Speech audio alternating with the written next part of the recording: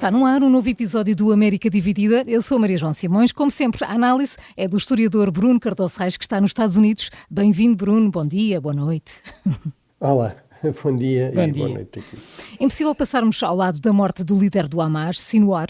Bruno, esta conquista, entre aspas, de Israel pode ter impacto na eleição americana? Bem, eu penso que a expectativa é que, apesar de tudo, torna as coisas um bocadinho mais fáceis para a administração Biden. Aliás, não por acaso, Harris falou da questão expressamente até antes de Trump se pronunciar e, portanto, no fundo tentando aproveitar esta vitória militar de Israel para procurar avançar com o resto da agenda da administração Biden, ou seja, sublinhar esta preocupação com a defesa de Israel e, portanto, no fundo dizer havia aqui uma ameaça muito séria que, entretanto, está claramente a ser derrotada e, portanto, isso dá margem a avançarmos com os outros aspectos, nomeadamente a questão de negociações para uma certa pacificação regional e até recuperar um processo de paz com os próprios palestinianos, começando pela questão dos problemas com os reféns, com a libertação dos reféns e também com os civis em Gaza.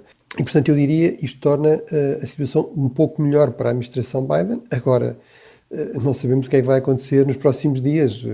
Está pendente esta questão de um ataque de Israel ao Irão. Será que esta vitória em Gaza permite ao governo israelita não avançar com isso? É suficiente para restabelecer a credibilidade regional do Estado de Israel, que foi muito afetada pelo 7 de outubro, ou não é assim que o governo de Israel pensa e, sobretudo, até politicamente não é isso que convém a Netanyahu e, portanto, ele vai querer continuar a avançar com uma postura que aposta mais na demonstração da força militar, que é algo que é importante para a direita israelita e que ele sabe também que provavelmente ajuda mais o presidente Trump, cria mais dificuldades a Joe Biden. Portanto, teremos de ver, mas realmente é um assunto que é claramente bastante relevante para a campanha. Portanto, eu volto a sublinhar a candidata, que também é vice-presidente, mas está claramente aqui a pronunciar-se como candidata, Kamala Harris, não desperdiçou a oportunidade de vir falar sobre o assunto. Ora, por regra, as questões externas não são propriamente a grande prioridade na campanha dos candidatos nos Estados Unidos. Entretanto, Trump, numa outra frente, afirma que Zelensky nunca devia ter deixado acontecer a guerra com a Rússia. Faz sentido este tipo de afirmação? De facto, quer dizer, confirma aquilo que tem sido repetidamente a tendência de Trump para, no fundo, culpar a Ucrânia por ter sido invadida. Portanto, a culpa da invasão não é do invasor, não é do imperialismo expansionista russo, não é da autocracia de Putin, é no fundo, implicitamente o problema foi a Ucrânia querer ser um país plenamente independente e ter a sua própria política externa e até optar por se aproximar não da Rússia, não de Putin, mas do Ocidente, da Europa livre e dos Estados Unidos. Portanto, realmente nada disto, enfim, seria normal num contexto realmente político normal nos Estados Unidos, vai contra tudo aquilo que são as tradições de política externa americana há muitas décadas, pelo menos desde os anos 30, e também contra as melhores tradições, diria eu, do Partido Republicano, que era conhecido ainda há pouco tempo como sendo o partido de Reagan. Ora, um dos grandes trunfos e triunfos políticos do Partido Republicano, de Reagan e depois do seu sucessor e vice-presidente, George Herbert Bush, o primeiro presidente Bush, foi precisamente, no fundo, a vitória durante a guerra, na fase final da Guerra Fria, a libertação dos países do leste da Europa, digamos, da dominação soviética, da Rússia comunista, de Moscovo, e, portanto, tudo isso aparentemente, atualmente não interessa para Donald Trump, que aposta aqui nesta ideia de uma espécie de paz a qualquer preço e em que, sobretudo, quando há alguma crítica a fazer, ela é feita à Ucrânia e não propriamente à Rússia. Depois de Kamala Harris na Fox News, Trump foi ao canal de língua espanhola Univision para um town hall.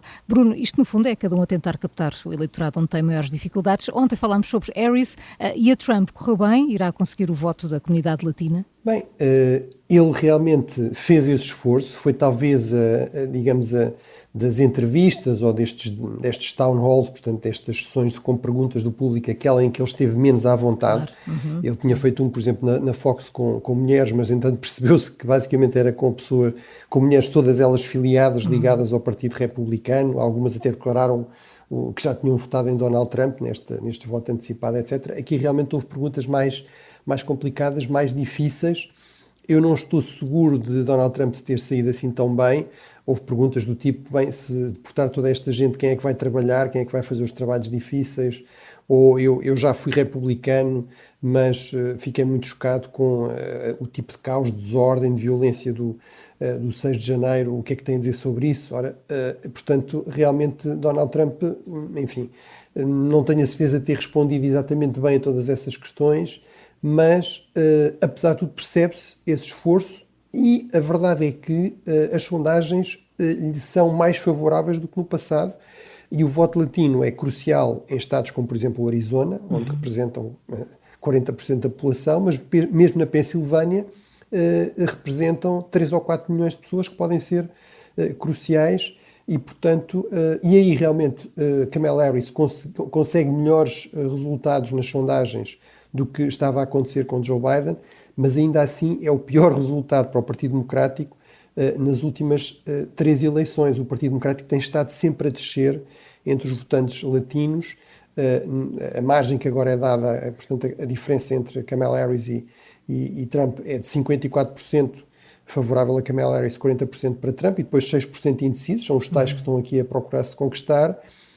Mas, portanto, nas eleições de 2020, por exemplo, Biden venceu com uma margem de 36 pontos. Portanto, claramente o Partido Republicano está aqui a conseguir ir buscar algum eleitorado a estes votantes latinos, seja por questões de maior conservadorismo, questões ligadas, por exemplo, à questão do aborto, da religião, das escolas religiosas, seja por questões económicas, seja, mais uma vez, também por esta questão do diferencial de género.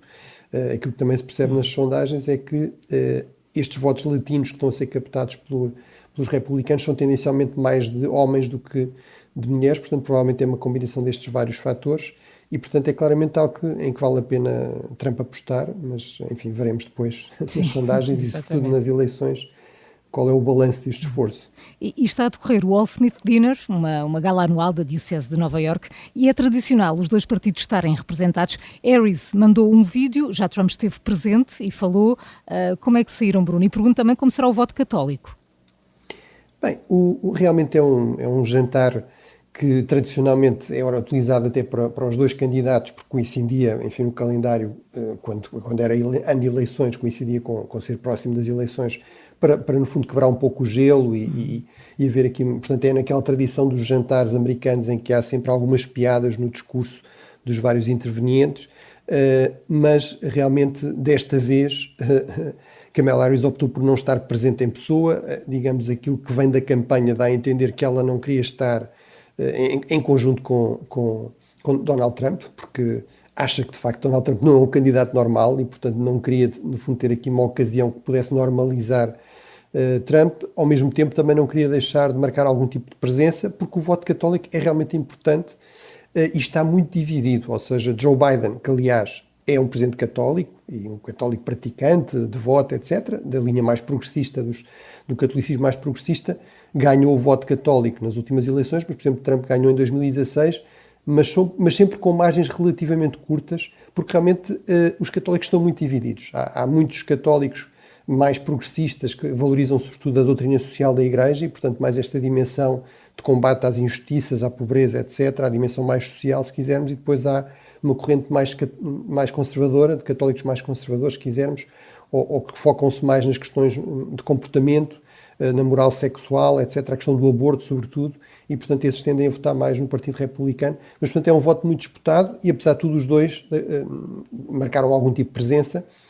Eu diria, Donald Trump, eu assisti realmente, enfim, a tudo aquilo, até comentadores na Fox News a seguir vieram dizer alguém lhe devia ter dito para parar, porque houve ali algumas piadas de bom tom, mas depois houve outras que já não tinham grande graça, que iam pouco caridosas, vamos dizer assim, e até na reação na sala houve uma outra que mereceu, enfim, uma reação claramente negativa, da Pups ou próximo disso. O próprio Donald Trump acusou o toque, não é? Ele não gosta de ser apupado, disse esta multidão não é muito favorável, sei que há aqui muita gente da elite, etc. Mas, portanto, a Trump não terá corrido tão bem desse ponto de vista, mas não deixou de marcar pontos por estar presente.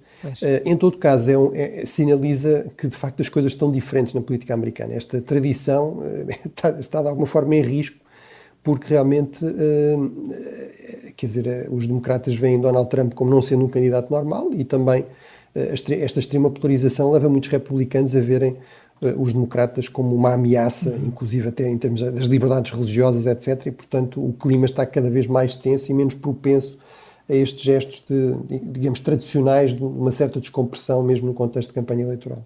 E terminamos com a nossa habitual curiosidade. Bruno, quais são os estados que mais vezes votaram pelo candidato vencedor nas últimas 8 eleições, desde 1988? Bem, são no fundo estados que se caracterizam por serem, ou por terem sido, vamos dizer assim, estados oscilantes, não é? E portanto aqui o que é curioso é perceber quais é que ainda são e quais é que deixaram de ser, mas portanto os campeões com 8 em 9 eleições são o Nevada e o Ohio. O Nevada continua a ser um estado oscilante, o Ohio deixou de ser, passou cada vez mais a ser um estado republicano, portanto faz parte desta chamada cintura industrial, Rust Belt, ou cintura desindustrializada, se quisermos, da crise industrial, em que muitos eleitores realmente se viraram do Partido Democrático para o Partido Republicano. Depois a seguir temos o Colorado, que também se tornou cada vez mais democrático, o Novo México, a mesma coisa, a Flórida, que passou a ser mais republicana, e depois aqueles que continuam a ser, de facto, realmente swing states, Pensilvânia e o Michigan, portanto, todos eles com 7 em 9, e depois temos outros, como, por exemplo, o Arizona, com 6 em 9. Mas, portanto, realmente, mesmo nesta questão dos swing states, há aqui evoluções curiosas, mas isto é mais uma forma de nos recordar que realmente o que conta, sobretudo nas eleições presidenciais americanas, sendo eleições com resultados nacionais e com um impacto nacional e global, são realmente as eleições Estado a Estado, por causa daquela questão que falámos muitas vezes do colégio eleitoral. Bruno Cardoso Reis, a partir de Washington, muito obrigada pela análise, Bruno. Bom fim de semana. Bom fim de semana. Até segunda.